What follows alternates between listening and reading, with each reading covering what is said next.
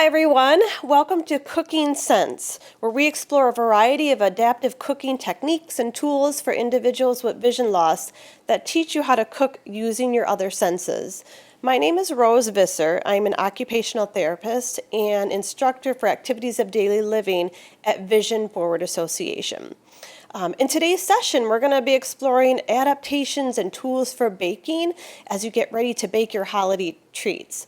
We're going to be talking about measuring and mixing. We're going to be talking about some adaptations for safely using the oven as well. And we will be demonstrating these tools as I prepare some holiday drop cookies, but all of these adaptations should apply whatever holiday treats you're making. This session is meant to just provide you a taste of some adaptive cooking techniques and tools. If you want some more one-on-one training, I recommend that you get in touch with us. We offer one-on-one training in cooking skills and other activities of daily living. You know, managing your laundry, taking medications, all of those essential daily living tasks. You can get in touch with us through our website at www.vision-forward.org or through our phone number at 414-615-0100. One other thing before we get started, at the end of today's session, please help us to continue to provide programming like this in the future by filling out an online survey. You can access the survey through our website at www.vision-forward.org/enrichment survey. All right, I think we'll get started with our baking. All right, so we're going to talk a little bit about oven safety. Before we do any type of baking, we really want to make sure that we're familiar with our oven or our stove. Every stove and oven is different. A lot of them nowadays are flat screen, touch screens, which are a little bit tricky to use if you have some vision loss. So it's very important that you know where all of your controls are and that you feel comfortable interacting with the stove or oven. We do offer one-on-one training in this area at Vision Forward Association. So if you haven't cooked or baked in a long time, maybe you haven't baked since you lost some vision, or if you're just having a little bit of fear with using the oven or stove, I highly recommend getting some training done. So we're going to talk just real quickly about some tools that might be helpful if you are going to start to use your stove or oven. First of all, oven mitts or gloves are very important. Traditional oven mitts, usually they cover your hand, but they usually just come barely past your wrist. But I do recommend ones that are long, kind of like this one here. So this one comes up to the elbow, so it's very long. You can find these at some stores. A lot of outdoor grilling gloves are long like this. We do carry this in the Vision Forward store. But just make sure when you're looking for oven mitt that you have one that comes right up to the elbow if you can, to really protect your arm. I highly recommend getting some oven gloves too. This one is kind of like the OV glove that you may have seen ads for on TV, but this one comes really far up your arm, so close to the elbow. So a glove is nice because it gives you some fine motor control, so you can really grasp onto pans a lot easier, and then it also just protects your hand and your arm when you're cooking. So sometimes it's helpful to have both a mitt and a glove when you're cooking. And then another tool that can be very helpful is called a push-pull tool. This looks like just kind of like a ruler, but what's unique about this is it has a notch, an opening on the top of it, and then also on the side of it. This is useful for opening or pulling out the oven rack and pushing it in. So let me show you how it works. So what I'm going to do is I'm going to open up my oven. And we'll talk a little bit about opening and closing the oven door in just a little bit. But I opened up the door and I have my oven racks here. You'll notice another tool that is helpful. These are oven rack guards. They're basically two pieces of heat-resistant cloth that you can buy and you put on the front of your oven racks. It gives you kind of a tactile clue as to where the front of the rack is, which is helpful if you're putting a pan on the rack. It also just protects your hand or your arm if you accidentally touch the front of that rack. If you have some vision, that white color against the black dark inside of the oven can really add some good contrast too. So nice multi-purpose tool. But what we're going to do, we're going to use this push-pull tool to pull out the rack and then to push it in. So I'm going to use that notch that's on the side of the tool to reach in and find the front of the rack and just pull it out. You'll notice I didn't even hardly have to bend over. Typically, if you don't have this tool, you're going to have to bend over to reach into the oven to find that rack. I didn't have to bend over at all, which is a safer technique. What I'm going to do now is to push in that rack with the notch that's on the end of the tool. So I'm going to just find the front of the rack again and then just push in that rack. Just like that. So it's a very useful tool. Again, it helps to keep you safe when you're pulling out and pushing in that oven rack. I want to show you too some tools for labeling all of your controls on your oven. I mentioned earlier that a lot of oven controls are like a flat screen. They're hard to tell where all the controls are, but you can add your own labels onto your oven controls to make them easier to access. There is something called spot and line pen, which is a tactile paint, which you could squeeze out a little amount. You could either make a dot, a line. We made little arrows going up or down for where you adjust the temperature on your oven.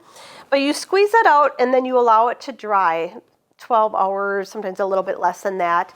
And then once it dries, it creates a raised surface. So if you have no vision, you're going to be able to feel where you can adjust the temperature on your oven. If you have some vision, that bright orange is going to contrast well with the background. So it can be very useful for someone who has a little bit of vision. So that's called spot and line pen or tactile paint. Specially designed to take heat. It's heat resistant versus using some other type of paint. So a useful tool for the oven. You could also use bump dots. Bump dots work very similar to the paint. They're little stickers, so they have a raised surface on them, so you just pull them off and stick them in key spots on your stove or your oven. We have some bump dots. We have some clear ones on the clear or off button. The clear ones are useful if you have vision loss, but somebody else in your household has some vision and they want to be able to see underneath the bump dot. So someone without vision would be able to feel those bump dots, and others in the household can see through the bump dots. But the bump dots, again, they're raised, they're tactile, so somebody without vision would be able to feel them.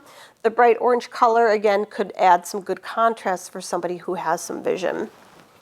Another tool that could be useful in some situations is craft wax. It's also called wiki sticks. You may have heard of that term before. I use this in small doses on the oven controls because it is wax. You don't want to put it down further where it might get some of the heat from the oven because it could potentially melt. But it does provide a nice little tactile cue for some of the controls on your oven. And then also just a little piece of Velcro is a great tool. Velcro is very easy to feel. It has some good tactile qualities, very easy to feel. This one has a little sticky backing, so you could just cut off a piece and put it on your oven controls. So let me just show you real quick what we've done to our controls here.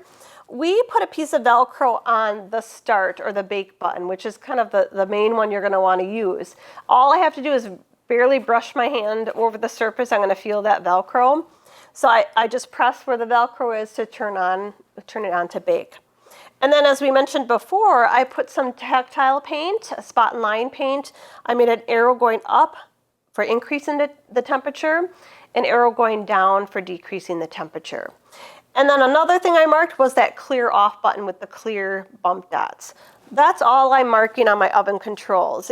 You don't want to mark too much because that can get confusing. You may try to remember what those markings stand for.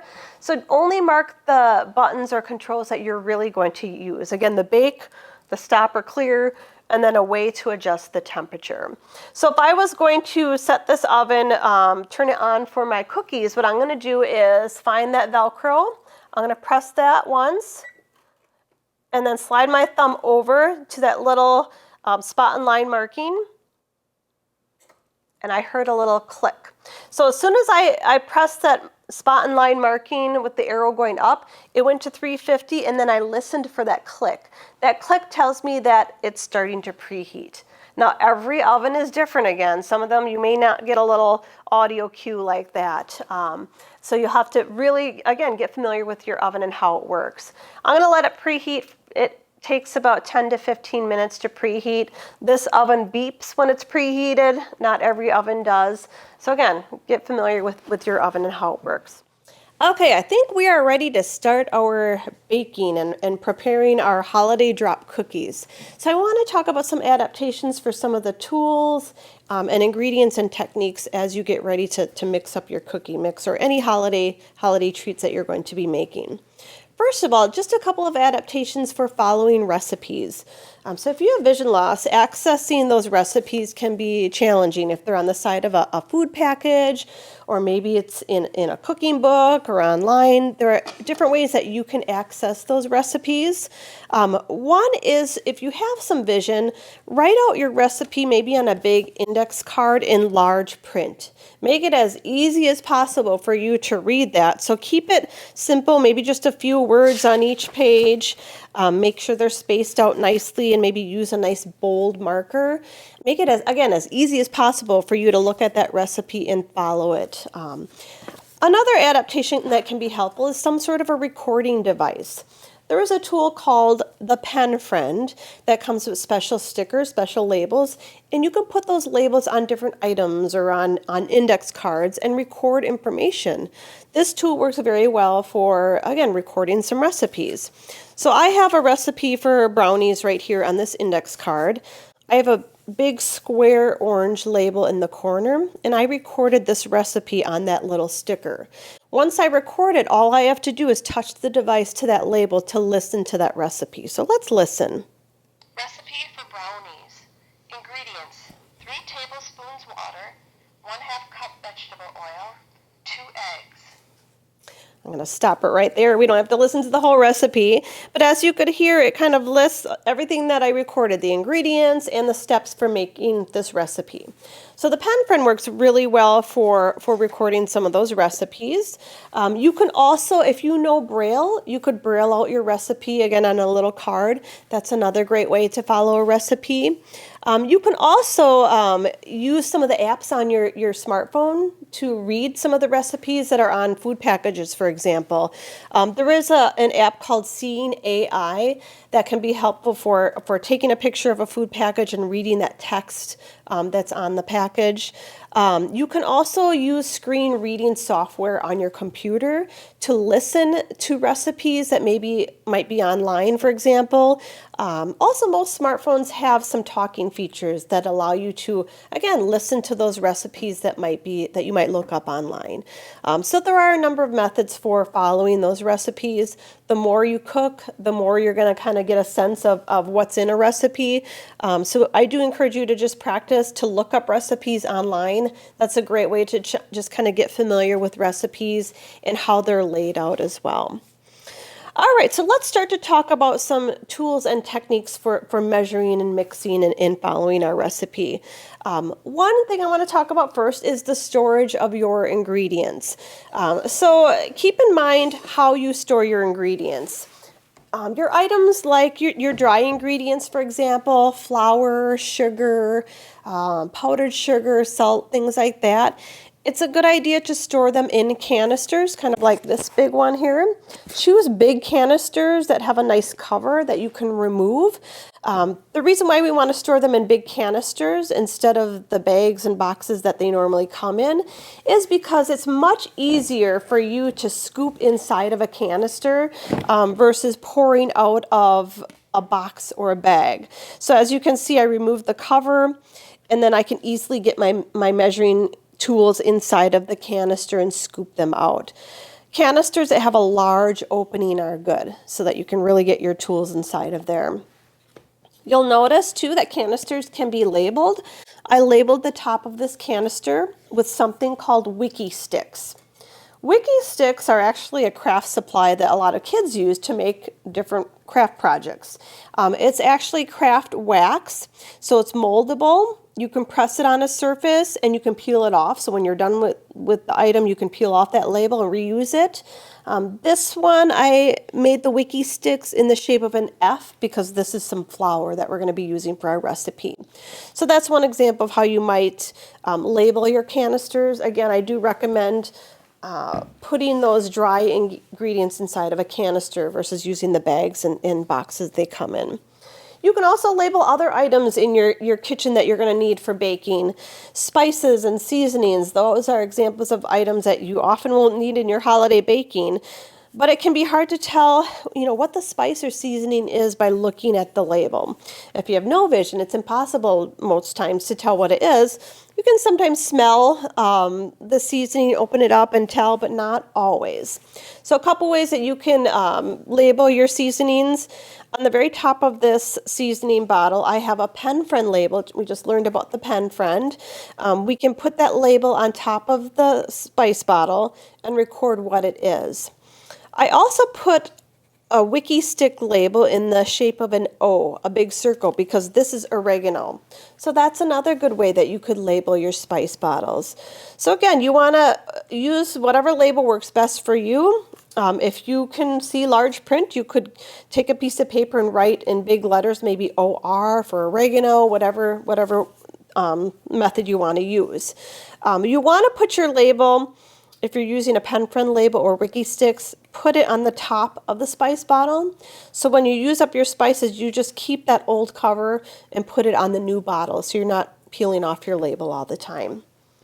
So that's seasonings. You can label those items. Other items, food packages, you can use some of the labeling techniques that we talked about to attach some of those labels to your items.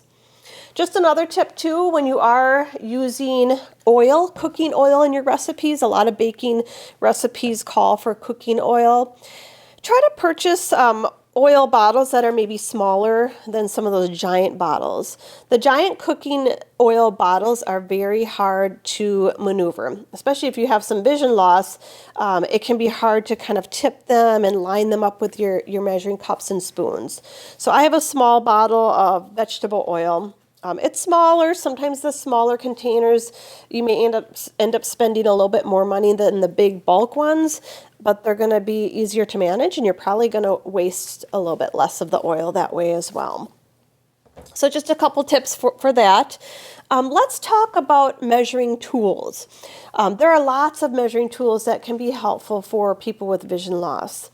There are contrasting measuring cups that are black. A lot of the items that we're going to be measuring are white, so flour, sugar, salt, powdered sugar. So if you have some remaining vision, use some black measuring cups. It'll really point out those items, help you to see them a lot better. You can also apply contrasting labels to your regular measuring cups that you have at home. So you'll notice on these measuring cups, there's some little dots, some white dots on the handles. That is spot and line pen that we talked about earlier by the oven. So what I did is I just chose a simple dot system. So for my 1/4 cup, I put 4 dots on the handle. For my 1/3 cup, I put 3 dots. 1/2 cup, I put 2 dots. The 1 cup, I didn't label at all. That's the biggest cup, so we know that's the 1 cup measuring cup. So these labels, you can use your sense of touch to feel them. You can feel the bumps. So again, if you have no vision, you'll be able to tell which cup you have. And then they also are contrasting again with the background. So if you have low vision, you're going to be able to see those dots as well. And you can get contrasting measuring cups. There's black measuring spoons. You can use bump dots instead of the spot and line pen. The spot and line pen is a little more durable, so it will stay a lot better, especially if you're washing your cups and spoons a lot.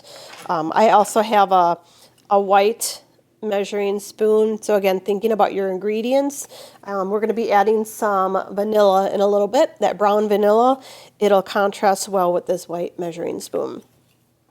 There are also ladle measuring cups that are kind of unique. The ladle measuring cups are kind of like a traditional measuring cup, but with the handle pushed upwards. Now, how you might use this is it's very useful for measuring water. So say we have a recipe that calls for maybe 1/2 cup of water.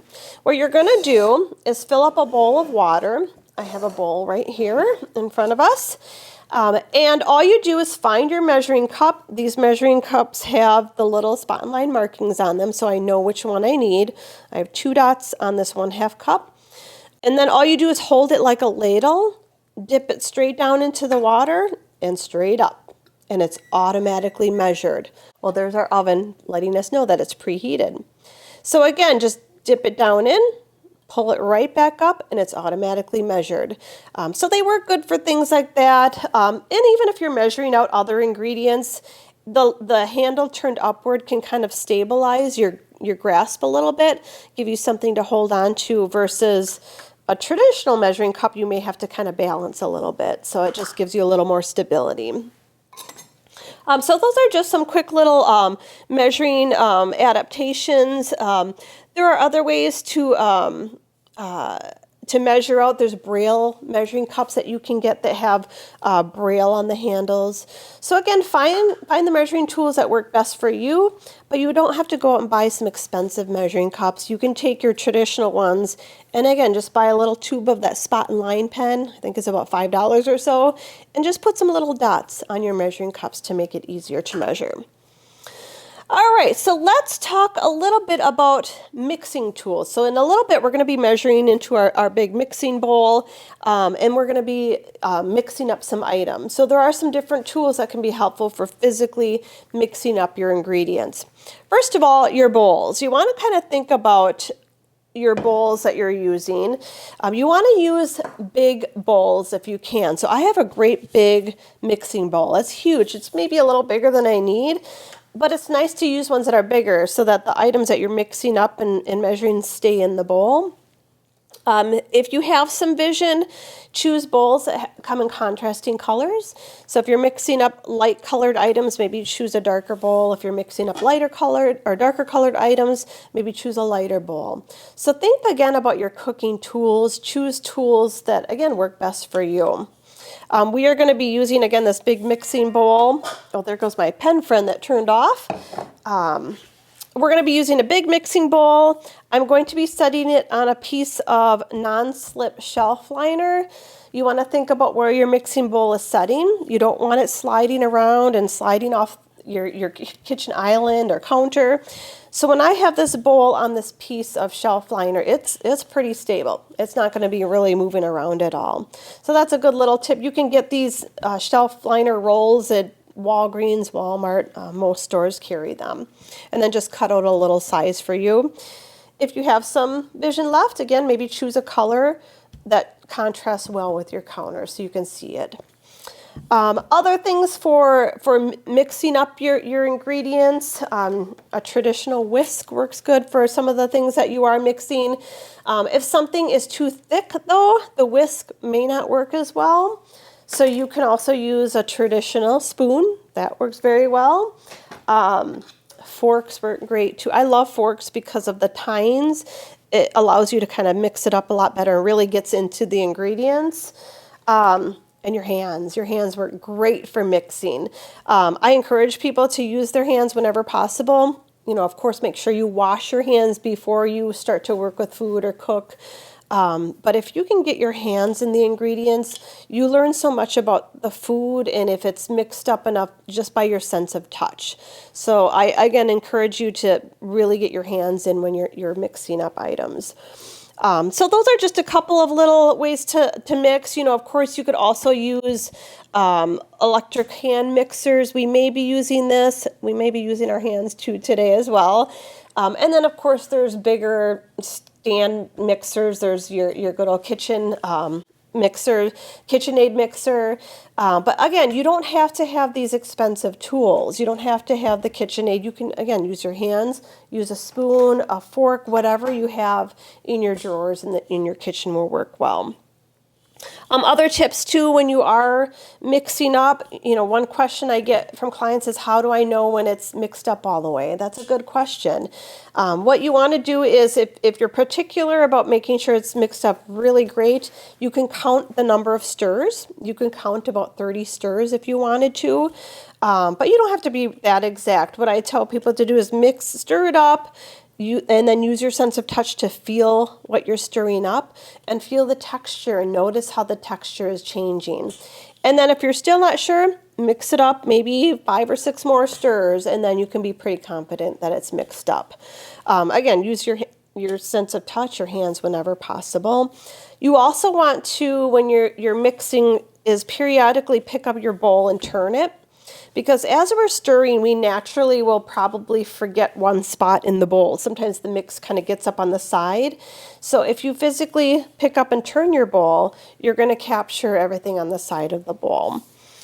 So that's just a little bit about some of the ways to measure and mix ingredients. Let's start to kind of follow our recipe a little bit and talk about some techniques. So I'm going to follow along on my recipe. Again, this is holiday drop cookies. You can just go online and just Google that. You'll find all kinds of recipes. But this is just a simple recipe to demonstrate some of the techniques that we're going to talk about. So in our big mixing bowl, we want to add our butter. So this recipe calls for 1/2 cup of butter. The more you cook and bake, the more you'll get familiar with some of those measurements.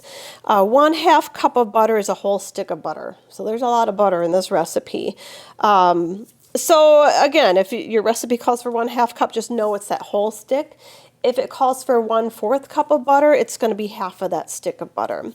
So with butter, I've set this out a little bit beforehand so that it's nice and soft. You want to make sure you soften your butter, otherwise it's going to be very hard to mix it up. So I'm going to just open up this little stick of butter and just dump it into my bowl. And I'm going to get my hands messy. I'm going to get my hands in there. Any scraps or garbage that you have as you are preparing your recipe, I encourage you to set it in like a scrap bowl, or I have a couple of nice trays here that I'm setting all of my ingredients on, and I can just set my garbage right on that tray. You don't want to necessarily be going back and forth to the garbage can. That just kind of breaks up your cooking process a little bit. And then once you get to the garbage can, you have to find your way back to your workstation. So if you have a nice little tray, you can throw it on there. I also have a little wet rag at my workstation, so just periodically I can wipe my hands off. Again, instead of running to the sink and washing my hands, I can just wipe it on that rag. All right, so we put our butter in our mixing bowl. This recipe also calls for 1/4 cup of shortening. So shortening, it comes in a little kind of a round container. You can get big containers of shortening or these nice small ones. When you are measuring out items that are sticky, so like shortening, peanut butter, butter, things like that, one little tip that can be helpful is to run your measuring cup underwater for just a couple seconds to get the surface wet, because then the sticky ingredients tend to just kind of slide off the measuring cup a little bit easier. So again, we're going to add 1/4 cup of shortening. My measuring cup has the little dots on it, so I know that that's my 1/4 cup. Once I scoop out the shortening, which I already did here, I'm just going to use my fingers to kind of scoop it into the bowl. And again, it slides out very nicely. I'll set my measuring cup on my tray for now. All right, so then we're also going to measure out 1 1/4 cup of sugar. So I have a big container of sugar. Again, it's a big canister, big opening. I have a S made out of the wiki stick on the cover. I'm going to just open it up. And I'm going to find so it calls for 1 1/4 cup. So I'm going to find my 1 cup and my 1/4 cup measuring tools. So I think I'm going to use my scoop here. I'm going to scoop in. And if you can't tell if your measuring cup is full of the ingredients, just kind of feel with your hand. And I can tell that's pretty full. And when you are transferring your measuring cup from the canister to your bowl, make sure you have one hand on your bowl, your free hand on your bowl, so you know where you're going. And then make sure you're inside the bowl before you release the contents. It's very easy to think you're over the bowl and you're over the side. So what you can do is take your measuring cup full of the sugar and just kind of tap inside the bowl before you release the contents. Once you're inside, then you just kind of tip it, release it, and you're good to go. So that's my 1 cup. I need my 1/4 cup. I'm going to grab the black measuring cup just to kind of show you that contrast I was talking about earlier. So I have 4 dots, so this is my 1/4 cup. I'm going to scoop inside. I'm going to feel with my hands. And then again, if you have some low vision, as you can see, that the white sugar really stands out against that black measuring cup. So I'm going to tap inside my bowl, release it, tap it to release the contents, and there we go. So we have our butter, we have our shortening, we have our sugar. Then what we're going to add is, let's see, make sure I'm getting this all. We're going to add 2 large eggs. So I want to show you just a couple quick little tips with eggs. If you're a good egg cracker, you can crack your egg directly into your main mixing bowl.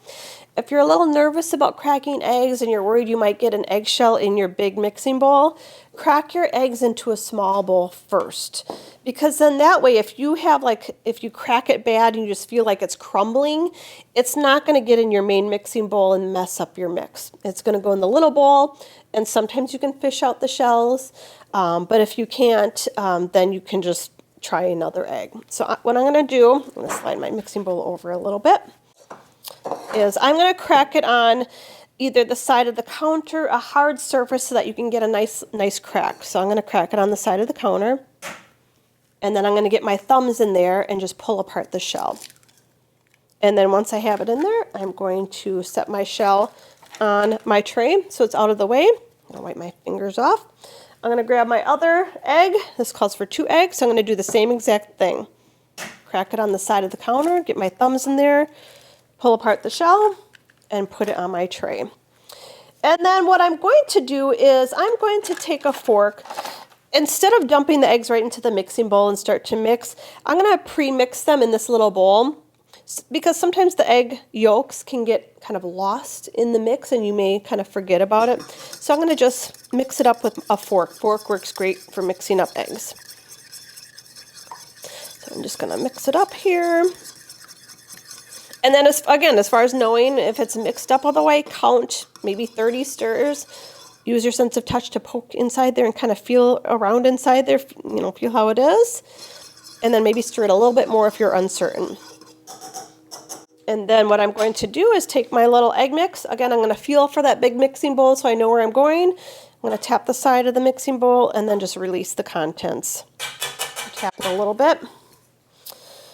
All right, and then what we're going to add is 1 tablespoon of vanilla extract.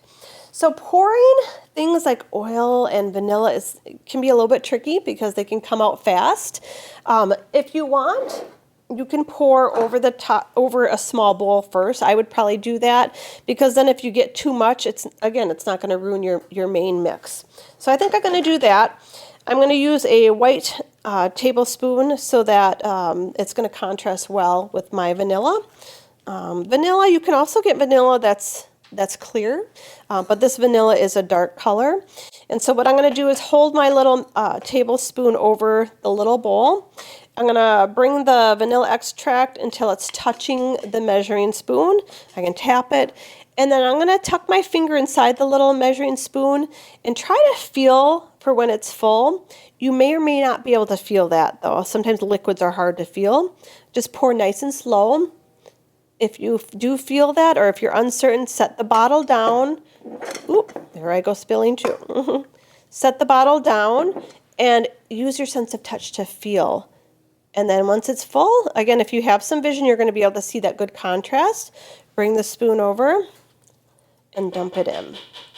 And vanilla, a little vanilla goes a long way, so that's why we don't want to spill a whole bunch into our mix, because it really could ruin the flavor.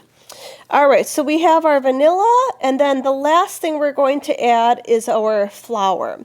So this calls for 2.5 cups of flour. So again, I'm going to grab my big canister, Take the cover off with my little label on it here. I'm going to find my 1 cup. We're going to use these graduated measuring cups. You know that you can use, there are those Purex, those glass measuring cups that are 2 cups or more. Those aren't typically very good to use if you have some vision loss because they're clear. It can be hard to see the ingredients in them. It can be hard to label them. So what you want to do is use graduated measuring cups. So we're going to do 2.5 cups again. So I'm going to find my 1 cup. I'm going to scoop inside here. I'm going to use my sense of touch to feel. You may need to use your finger to kind of brush the surface to level it off a little bit. So now I have 1 cup. I'm going to bring it over to my mixing bowl, tap the side of the bowl, and dump it in. And let's do that one more time. We need 2.5 cups, so we're going to, level it off, feel with my hands, level it off, bring the measuring cup over to my bowl, touch the side, and then release the contents. So that's 2 cups. Let's do 1/2 cup. So again, I'm going to find the 1/2 cup with the 2 dots on it. Bring it over, scoop it in, use my sense of touch to level it off, bring it over to my mixing bowl, and release the contents. Then what you're going to do is we have all of our ingredients. All we're going to do is mix it. So I'm going to just mix it up a little bit just to kind of show you some of the techniques that I told you about earlier.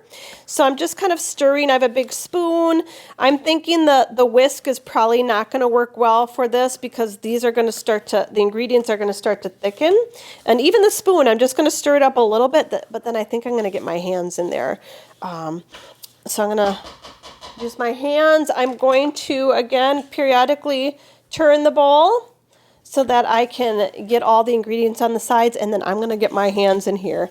And it's going to be forming kind of like a dough because we are making cookies. And again, just use your sense of touch. That's the best way to tell if the ingredients are thoroughly mixed. All right, so that is just some little tips about measuring and mixing, stirring up your ingredients, adding your ingredients, using recipes and labeling some of your items. The next part that we're going to do in just a little bit is we are going to form the mix into little cookies. We're going to put them on our cooking sheet. We'll talk a little bit about how to add oil or cooking spray to your cookie sheet, and then we'll talk a little bit about safety when you're transferring the cookie sheet to the oven, how to time your cooking, and then how to tell when the cookies are done at the end. All right, so we have mixed and measured all of our ingredients for our holiday drop cookies. What we're going to be doing next is taking our cookie dough, forming it into the cookies, and putting it on our pan and getting ready to bake them in the oven. So our cookie dough, we had put into the refrigerator just to let it cool down a little bit. We put it in for about 30 minutes or so. You could even put it in and leave it in there overnight. And then we took it out a little while ago before we're going to start to make our cookies, just to let it kind of soften a little bit. So when you're getting ready to form, actually before we form the cookies, we're going to get our pan ready so that it's all ready for us to put our cookies on it. You can use any type of oil to put on your pan. I'm using some spray cooking oil, but you could use any other type of vegetable oil. I always put some type of oil on my pan, even if it is a non-stick pan, just to really ensure that those cookies don't stick to the pan. If you are adding some vegetable oil or cooking oil from a container, it's a good idea to buy containers that are smaller, kind of like this one here. If you're pouring from a large container and you have limited vision, it's hard to tell where that oil is going. It's hard to just physically manage a big container. So a smaller container is a little bit easier to pour from. But we are going to be using some cooking spray because I want to show you a little technique with that. So we have our pan. What we're going to do is take the cover off the cooking spray and set it maybe right next to the pan so it's actually touching the pan so that you can find that cover after you're done. And then what we want to do is use our sense of touch to feel the little opening on the nozzle where the oil is going to be coming out. So you want to make sure that opening is facing down and not towards you. Once you know where it's facing, what you're going to do is actually touch the pan with the nozzle. So you're starting out touching the pan, and then you're going to lift it up before you start to spray. We also want to make sure that we shake the can really well to make sure we kind of get that oil ready to spray out. So I'm shaking the can. I'm going to find that nozzle and actually touch the pan and lift it up, and then just start to spray, moving back and forth, keeping the can close to your baking sheet. And you should be able to tell by the sound of it where it's going, if it's coming out. If you're not hearing a nice sound, you might want to shake that can again. So once we put the spray on, we're going to set our can down, and we're not done. The next step is pretty important. What we want to do is take a paper towel and then just gently rub that oil back and forth, and then maybe up and down across the pan. That step is pretty important to really make sure that you cover your pan well, because otherwise you're kind of guessing where that spray went and you may not get it in the corners of the pan. And this technique, whether you're using cooking oil from a container, a bottle, a spray can, you always want to do this step to really ensure that you have thorough coverage of your pan. So I'm just going to use my paper towel and just spread. I'm going to move across the pan, and then I'm going to go up and down in 2 directions. The 2 directions really make sure that you cover the entire pan. If you miss something the first time, you're going to get it the second time. So I have my pan covered. Just going to set my paper towel aside. Then we're going to put our cover back on our spray container. And now we're going to start to form the cookies. So what we're going to do is just grab a bunch of the cookie mix. And this really doesn't have to be perfect as far as the size of the cookies that you're making. If you were wanting precise, exact, consistent sizes for your cookies, you could use an ice cream scoop or a spoon and just scoop off the same amount each time. That would be fine too, but we don't have to be real exact here. So what you want to do is just grab a bunch, put it in one hand, and then roll your hands together with the cookie dough in between and just make little circles. Again, if you didn't want to make perfect circles, you could just grab a bunch off and plop it on the pan just to make sure it's compressed a little bit. And then you're just going to use your free hand to feel where you're going to put the cookie on the pan, and you're just going to follow that same technique. Grab a bunch off of the dough, roll it in between your hands, feel for a free spot on the pan. You want to space your cookies out maybe about 2 or 3 finger width apart, just so they're not touching each other. They will expand as they bake. So I'm going to do just maybe one more just to give you the idea, and then we'll get ready to go over to the oven. So again, roll it in between your hands, find a free spot with your free hand, and just plop it down. And then just fill up your pan that way. So we have our cookies all formed. We're going to talk a little bit about putting our cookie sheet safely into the oven, or anytime you're cooking anything, baking anything in the oven, just a couple of little safety tips. When you are getting ready to open up your oven door, you always want to be standing off to the side. You don't want to stand in front of the oven, because when you open up that oven door, all that heat is going to come up into your face. So you want to stand off to the side. If you have a counter right next to your oven, that's a good thing to actually put your hip against, because that lets you know where you're at. So you can kind of rest against that countertop. And then you're going to use, make sure you have your mitts or your gloves on. You're going to use that one hand to just open up and lower down the door completely, all the way down as far as it'll go. Sometimes people try to open up the door with one hand and try to put the cookie sheet in with the other hand. That's not a real safe technique. So kind of do one step at a time. So we opened up our door, we lowered it all the way down. We're going to pull out the oven rack. This too, sometimes people don't pull out the oven rack. Again, that's not real safe, because then you have to reach into the oven more.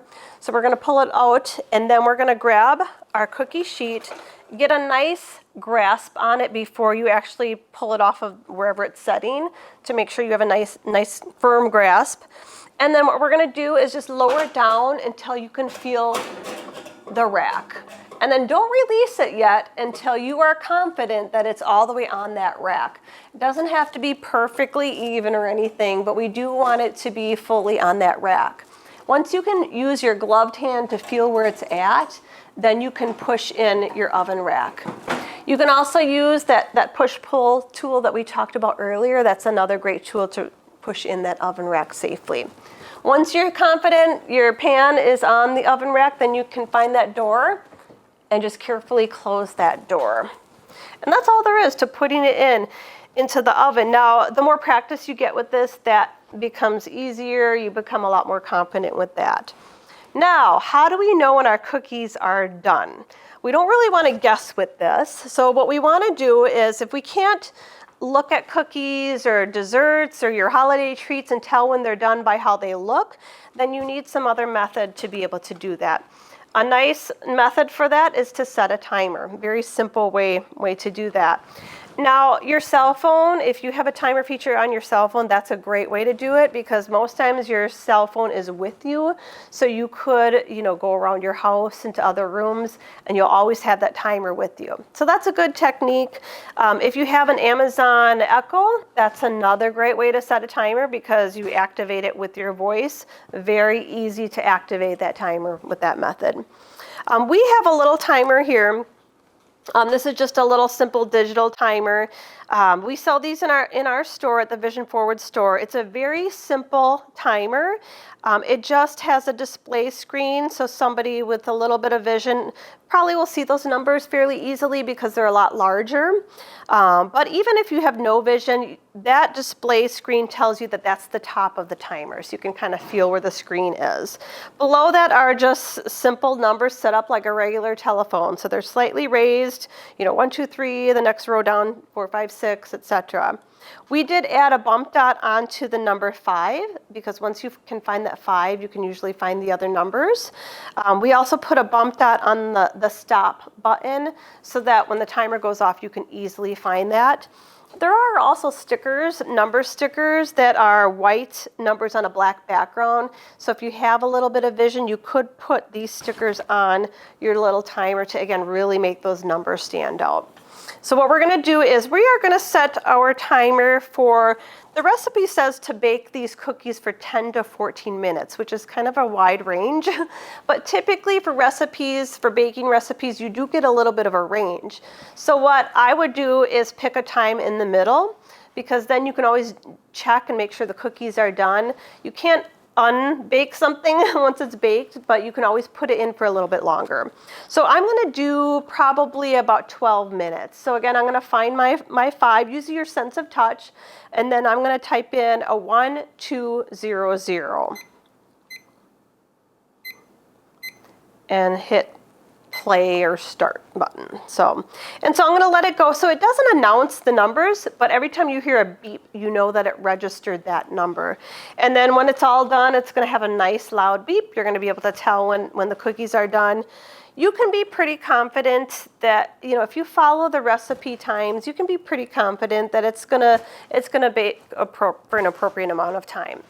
But if you need to double check and just really make sure at the end that they are baked all the way, there are a couple of things that you can do. I have some cookies that I already baked using these same techniques. So anytime you're baking cookies, muffins, cakes, all of your holiday desserts, this technique could be helpful for you. What you want to do is, once you pull your cookie sheet out of the oven, using the techniques we learned about, you want to set your cookie sheet on the surface of either the surface of the stove, or you can also use a baking rack and set your cookies right on the cookie sheet on the baking rack. Either one is fine. And then what you want to do is use a fork. Some people use toothpicks, but I find toothpicks to be too small and kind of hard to tell. You could use a fork, and you could use your gloved hand to find where the cookies are on the pan, and then just use the fork to poke right into the cookies and then pull it right out. And then use your sense of touch to feel the tines of the fork. If the cookies or cake or desserts are not done all the way, you are going to feel something kind of liquidy or something on that fork that tells you that the dessert is not finished cooking or baking. So that's the technique I usually use. If you're a little more confident with baking, if you've done it a little bit more, you can also just quickly just tap the surface of the cookies or cake, and that'll tell you a little bit about how it feels if it's baked all the way. But again, just follow the recipe time, use your timer, use your fork, and then you can be pretty confident that it is baked all the way. So, and then the last step for baking cookies or your desserts is to enjoy them. So help yourself to them, share them with your friends and family over the holidays. I hope you enjoyed this baking class. We do offer Cooking Sense classes periodically throughout the year. Please check our website for more information on when those cooking classes are. Thank you very much.